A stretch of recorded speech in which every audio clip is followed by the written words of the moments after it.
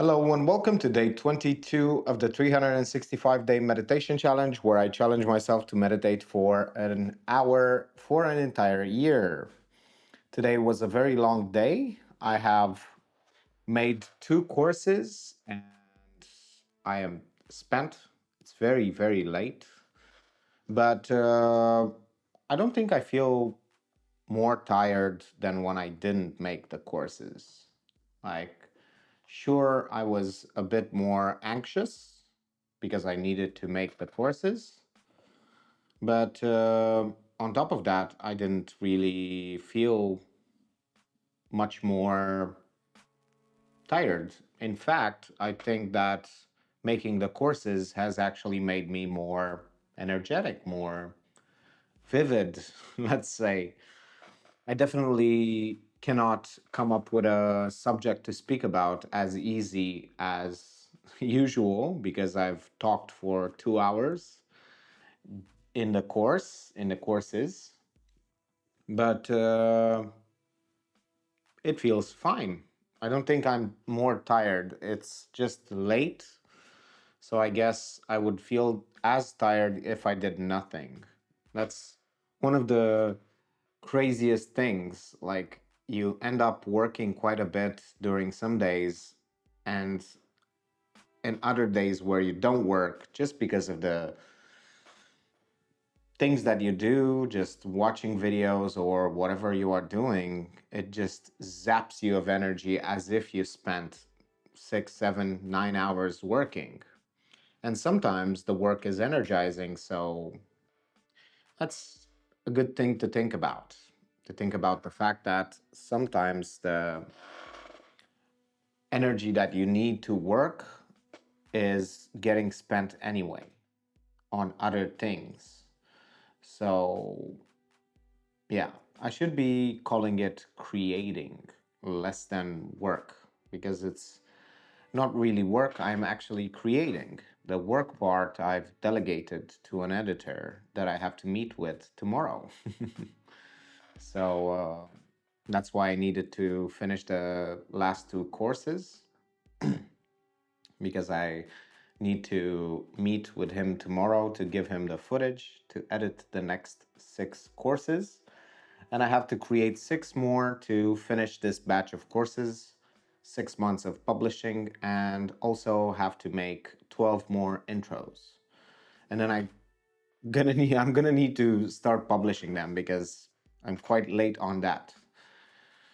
But I find it difficult to really do and switch tasks that much. I don't want to get it. It just gets so distracting to switch tasks and give all of the importance and take all of the importance from this task to this task and do it properly, when you have in the background being like, oh, remember, I also need to make courses, not only post, but let's make.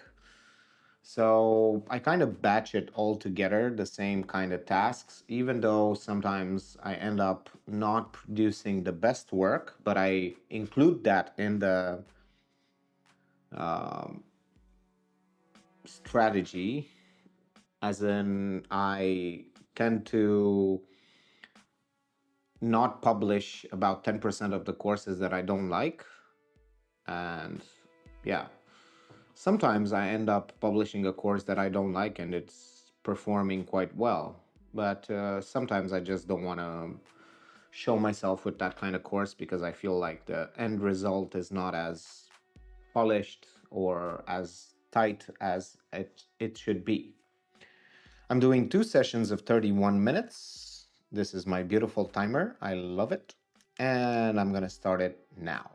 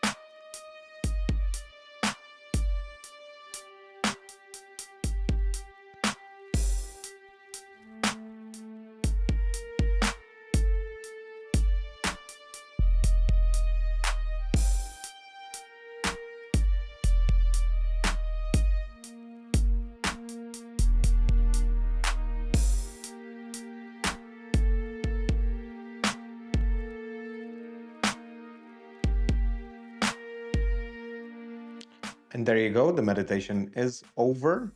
This was day 22, session 1.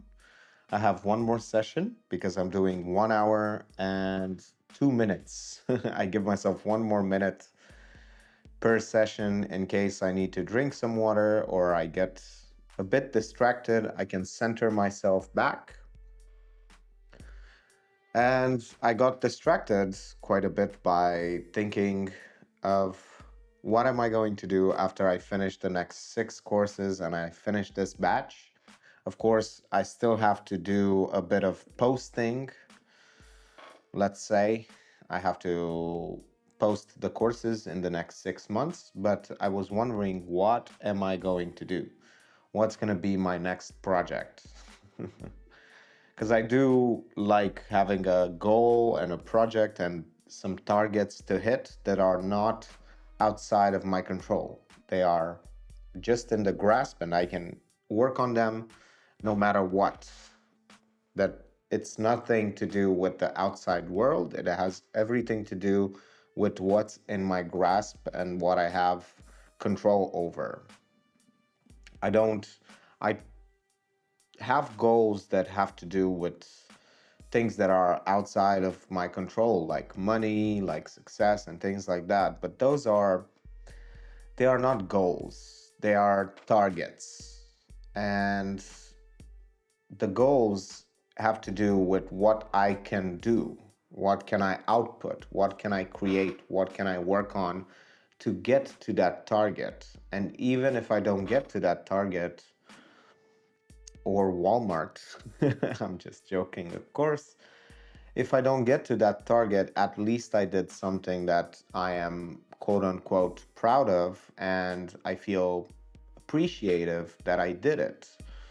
It's the targets are not things outside of yourself are never guaranteed. So I try to focus on the things that I can really guarantee. I can always do more courses, but I cannot always make more money.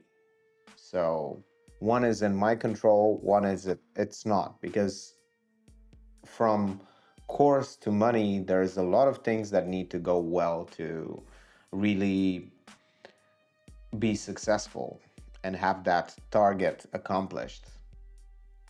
But I try to keep my targets in the short term very achievable, and my goals have to be close to unattainable. They have to be at the limit of what I can produce and what I can make. Just because even if I don't hit the target, I had a target to create in 3 months to create courses for an entire year, which meant 54 courses.